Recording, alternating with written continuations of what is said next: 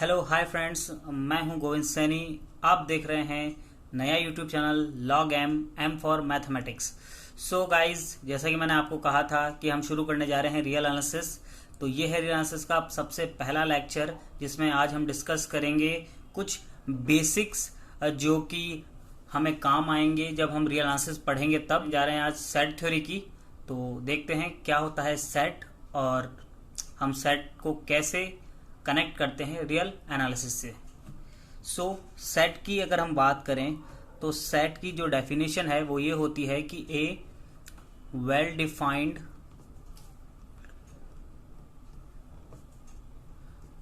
Collection of numbers and things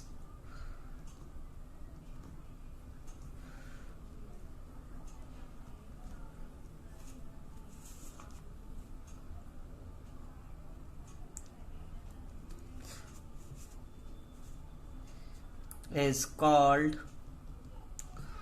a set। हमें पता चल गया कि सेट क्या होता है। सेट एक well defined collection of numbers हो सकता है, थिंग्स हो सकता है। हमारा जो सेट होगा उसकी डेफिनेशन अगर ध्यान से देखें तो उसमें सबसे इंपॉर्टेंट है कलेक्शन और दूसरा वेल डिफाइंड।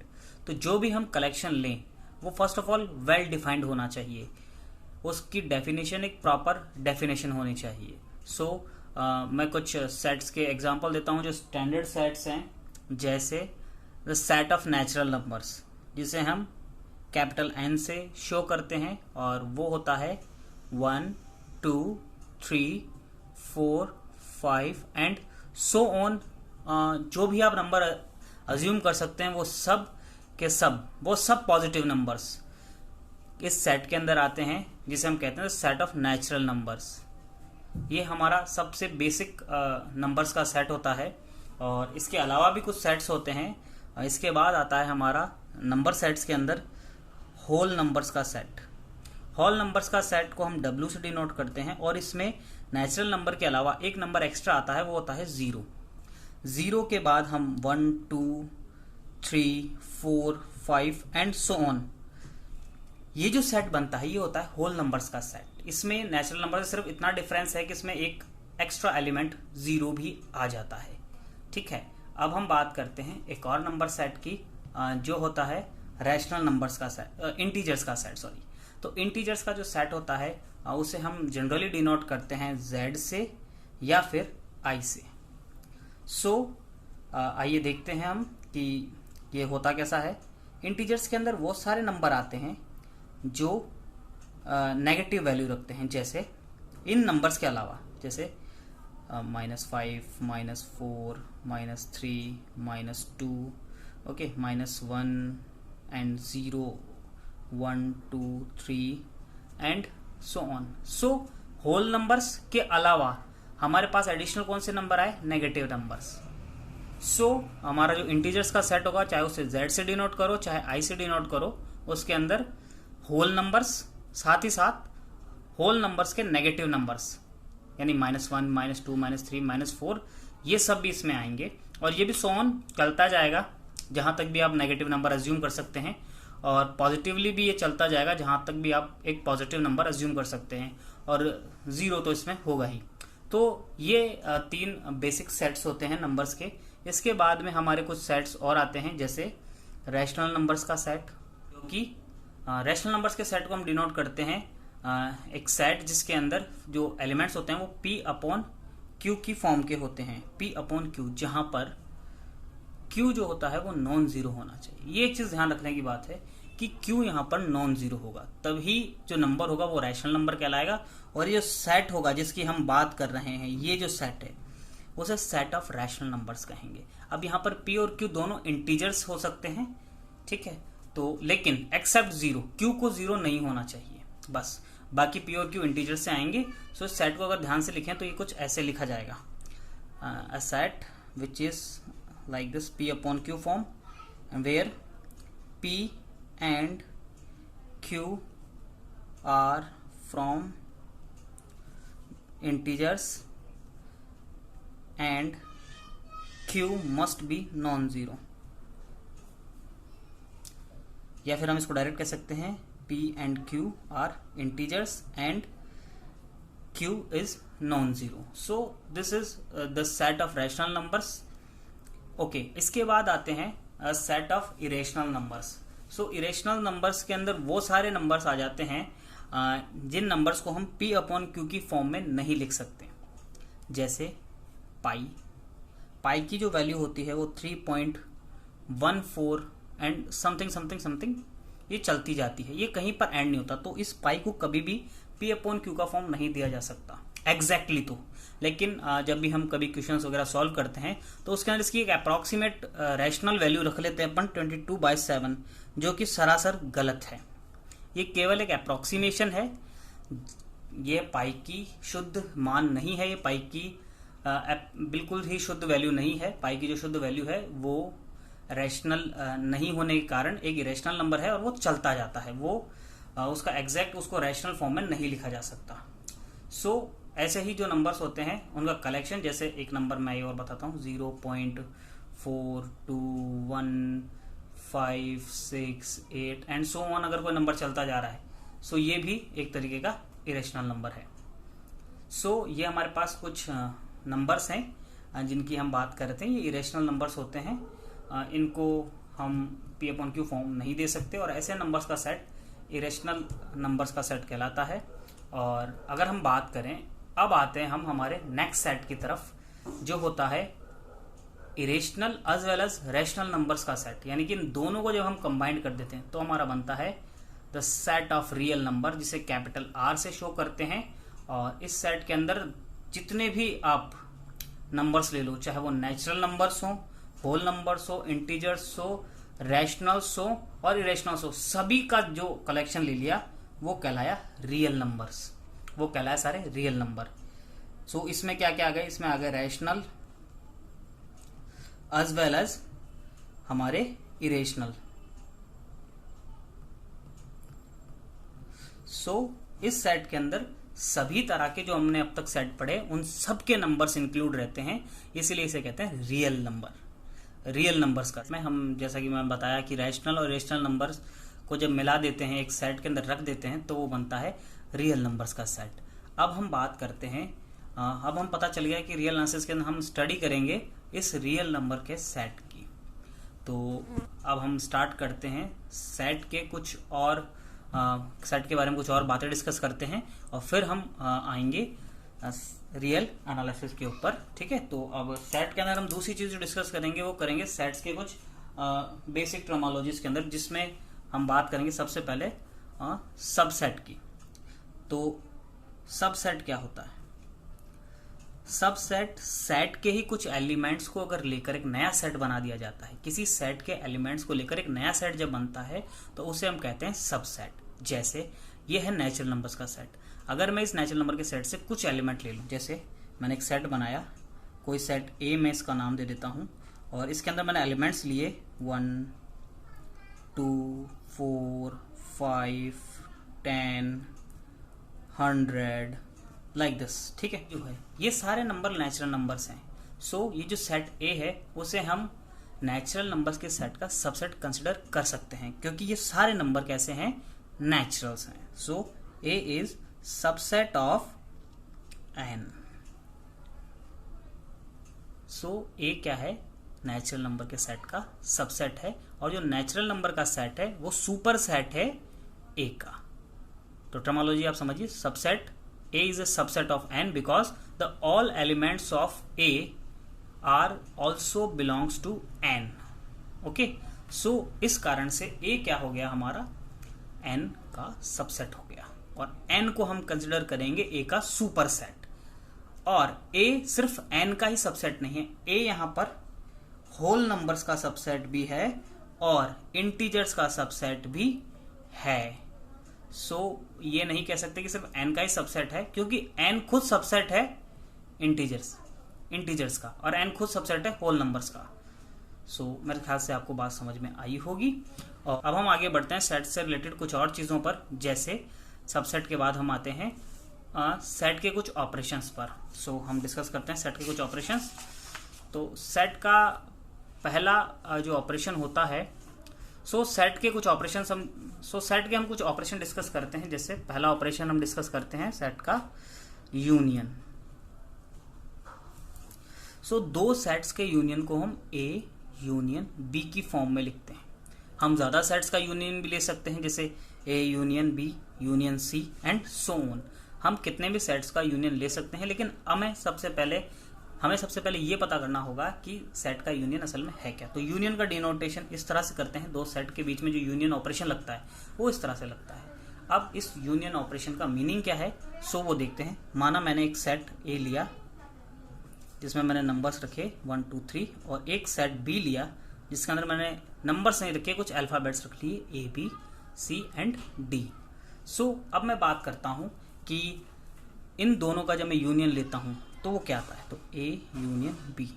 यूनियन का मतलब होता है जिन भी सेट्स का यूनियन ले रहे हैं, मतलब कि उन सेट्स के जितने भी टोटल एलिमेंट्स हैं उन सबको इस सेट में रख रहे हैं अपन। जैसे 1 2 3 and A B C and D. यहां पर ए और बी का यूनियन क्या आया, ये ए यूनियन बी सेट आया। ये जो सेट है वो कहलाता है ए और बी का यूनियन, क्योंकि इसमें ए के भी सारे एलिमेंट्स हैं और बी के भी सारे एलिमेंट्स हैं।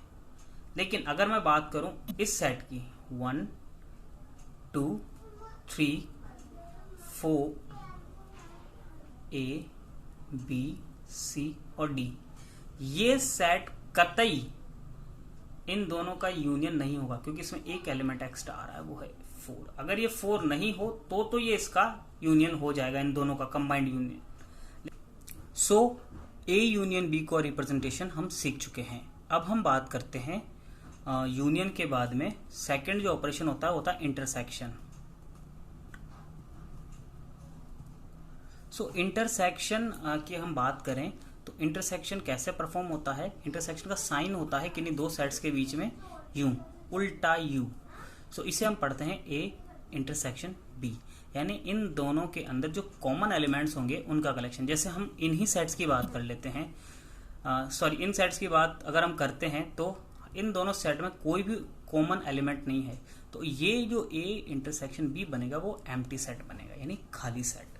अब मैंने आपको ये चीज रह गई थी कि ये भी एक स्पेशल सेट होता है एम्प्टी सेट, जिसे या तो हम यूं खाली छोड़ सकते हैं या फिर इसका सिंबल होता है फाई को हम कहते हैं एम्प्टी सेट। एम्प्टी सेट यानी एक ऐसा सेट जिसके अंदर कोई एलिमेंट नहीं है, ये बिल्कुल खाली है। और जो फाई होता है वो हर सेट का सबसेट होता है, तो ये एक यूनिवर्सल सबसेट कह सकते हैं हम इसको, कि ये हर एक सेट का सबसेट कंसिडर किया जा सकता है। ठीक है, और हम फर्दर एग्जांपल लेते हैं इंटरसेक्शन को समझने के लिए। जैसे मैंने एक सेट बनाया, हाँ ठीक है, मैंने एक सेट बनाया सी जो कि ऐसा है 1 2, और एक सेट बनाया मैंने डी जो कि ऐसा है 2 3 4 5। इन दोनों का जब मैं इंटरसेक्शन बनाऊंगा तो वो कुछ यूं बनेगा, सी इंटरसेक्शन डी, जो ये कुछ यूं बनेगा। इसमें अब देखो इन दोनों में कॉमन एलिमेंट कौन सा, सिर्फ 2 एक कॉमन एलिमेंट है, तो इस सेट का जो इंटरसेक्शन होगा उसमें सिर्फ एक एलिमेंट होगा, वो होगा 2। ठीक है, तो ये बात मेरे ख्याल से आपको समझ में आएगी। ऐसे ही किन्हीं दो सेट्स का जब हम इंटरसेक्शन लेते हैं उसका मतलब ये होता है कि उनमें जो कॉमन एलिमेंट है उसे फाइंड करना, उसे कलेक्ट करना। यूनियन का मतलब होता है सभी एलिमेंट का कलेक्शन, और इंटरसेक्शन का मतलब होता है केवल एलिमेंट्स का कलेक्शन जो कॉमन है। ठीक है, और यूनियन की बात करें तो अगर मैं सी और डी का यूनियन लूं तो यहाँ पे मैं यूनियन के रिलेटेड एक चीज और बता। सी यूनियन डी को हम कैसे लिखेंगे, सी यूनियन डी को हम लिखेंगे इज इक्वल्स टू 1 2 3 4 एंड 5। हम किसी यूनियन बनाते वक्त किसी भी एलिमेंट को रिपीट नहीं करेंगे, उसे एक ही बार कंसीडर करेंगे। जैसे 2 इसमें भी था लेकिन मैं 2 एक ही बार लिखा है। यूनियन बनाते वक्त ये चीज ध्यान रखनी है कि एलिमेंट रिपीट नहीं होंगे। अगर वो रिपीट हो रहे हैं तो हम उसे एक ही बार लिखेंगे, दूसरी बार नहीं लिखेंगे।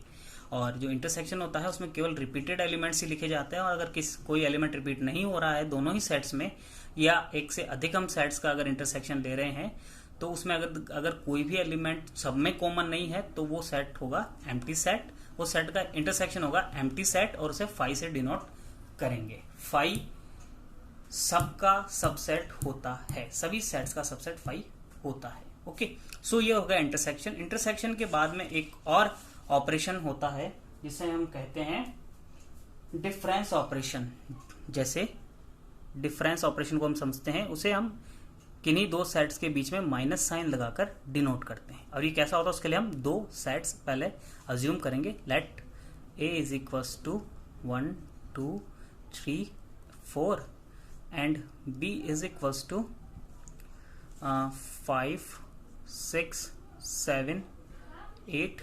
ओके, ये दो सेट्स हमने ले लिए। सॉरी, इसमें बी हम दूसरा को लेते हैं। B is equals to 3 4 6 8 and this. ये दो हमारे पास सेट है। अब इसका हम a माइनस बी या डिफरेंस जब निकालते हैं, डिफरेंस ऑपरेशन लगाते हैं इन दोनों के बीच में, तो हमें जो रिजल्ट मिलता है वो कुछ इस तरह से होता है। a minus B is equals to, देखिए इसका अर्थ ये होता है कि a के वो एलिमेंट्स जो b में नहीं है, a में से हमें वही एलिमेंट माइनस करने हैं जो b में नहीं है। तो देखिए सबसे पहले हमें क्या चेक करना होगा, हमें चेक करना होगा कि a के कौन से एलिमेंट b में है। तो देखिए 1 b में नहीं है, 2 b में नहीं है, 3 b में है, तो a में से इस 3 को हटा दो, और 4 b में है, इसको हटा दो। अदर एलिमेंट b में अलग है, लेकिन ये दो एलिमेंट चूंकि b में भी थे तो हमें a माइनस बी लिखते वक्त इन दोनों को हटा देना और बाकी a को लिख देना है, जैसे 1 2। Okay, so a minus B का मतलब है a के केवल वो एलिमेंट जो b में b है। ठीक है, तो शुद्ध a के जो एलिमेंट होंगे वो हम a माइनस बी की फॉर्म में लिखेंगे। अच्छा, इसको एक फॉर्मूला की तरह भी हम लिख सकते हैं, जैसे a minus B is equals to a minus the intersection of a and b। क्योंकि जो कॉमन एलिमेंट होंगे वो इंटरसेक्शन में चल जाएंगे, तो हम a में से हम इसको इस तरह से भी इसको रिप्रेजेंट किया जा सकता है। सो ये एक फॉर्मूला है जिसे हमें याद रखना है, इन फ्यूचर कभी काम आ सकता है। ठीक है, तो ये रही डिफरेंस की बात। इसके बाद एक ऑपरेशन आता है सिमेट्रिकल डिफरेंस। तो इसके बाद एक ऑपरेशन आता है सिमेट्रिकल डिफरेंस, जिसे हम a ट्राइंगल b से डिनोट करते हैं। सो देखो असल में सिमेट्रिकल डिफरेंस है क्या, इसे हम कैसे ऑपरेट करते हैं वो देखते हैं। तो सबसे पहले हम इसका डेफिनेशन देखते हैं। सिमेट्रिकल डिफरेंस को चूंकि मैंने बताया ट्राइंगल से डिनोट करते हैं, और इसके अंदर a और b के शुद्ध एलिमेंट्स को ही लिया जाता है, यानी कि वो एलिमेंट जो रिपीट हो रहे हैं उन्हें हटा देते हैं। यानी कि a यूनियन b हम बनाएंगे, यानी सभी एलिमेंट को इकट्ठा करेंगे और उनमें से वो एलिमेंट हटा देंगे जो दोनों में कॉमन है, यानी a इंटरसेक्शन b को, और जो सेट मिलेगा उसे हम कहेंगे a symmetrical difference with b, यानी a का सिमेट्रिकल डिफरेंस b के साथ में जो सेट बनेगा वो बनेगा a union b minus a union a intersection b। और इसको एक तरीके से और डिनोट कर सकते हैं इस फॉर्मूले के साथ, जैसे a में से b के एलिमेंट हटा दो और यूनियन ले लो b में से a के एलिमेंट हटा दो। यानी हम टोटली बात वही कह रहे हैं कि केवल वो एलिमेंट लेने हैं जो शुद्ध रूप से a में है और शुद्ध रूप से b में है, जो दोनों में नहीं है उन्हें नहीं लेना। सो यहाँ भी वही हो रहा है, हम a में से b के एलिमेंट हटा दिए और b में से a के एलिमेंट हटा दिए, तो इधर शुद्ध a के एलिमेंट बच गए, यहाँ शुद्ध b के एलिमेंट बच गए। तो ये हो गया हमारा सिमेट्रिकल डिफरेंस। इसको भी एक इसी एग्जांपल से समझ लेते हैं जो हम यहाँ लिए थे। a is equals to 1 2 3 4 and b is equal to 3 4 6 8। So जो a symmetrical difference with b जो आएगा वो आएगा 1 2 एंड 6 8। ये जो सेट बनेगा ये बनेगा a symmetrical difference with b। सो मेरे ख्याल से आपको ये समझ में आए होंगे। ये थे कुछ बेसिक ऑपरेशंस और कुछ बेसिक्स अबाउट द सेट, और कुछ बेसिक सेट्स हमने डिस्कस किए जिसमें हमने बात की natural number, whole number, integers, और फिर हम रैशनल नंबर और रेशनल नंबर्स के साथ में पहुंचे हमारे रियल नंबर के साथ, जिसकी हमें स्टडी नेक्स्ट वीडियो से शुरू करेंगे। हमारा ये वीडियो यहीं पर खत्म होता है, और इसके बाद हमारा जो नेक्स्ट लेक्चर होगा वो होगा रियल एनालिसिस पर। रियल एनालिसिस की शुरुआत हम कर देंगे सिलेबस वाइज, और उसमें हम स्टार्ट करेंगे रियल एनालिसिस में यूज होने वाले सिंबल्स के साथ, और वो सिंबल्स हम स्टडी नेक्स्ट वीडियो से स्टार्ट करेंगे।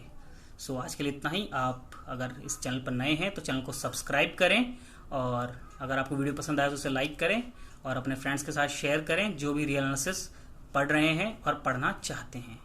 So that's it's from my side, my self Govind Saini, और आप देख रहे थे लॉग एम फॉर मैथमेटिक्स।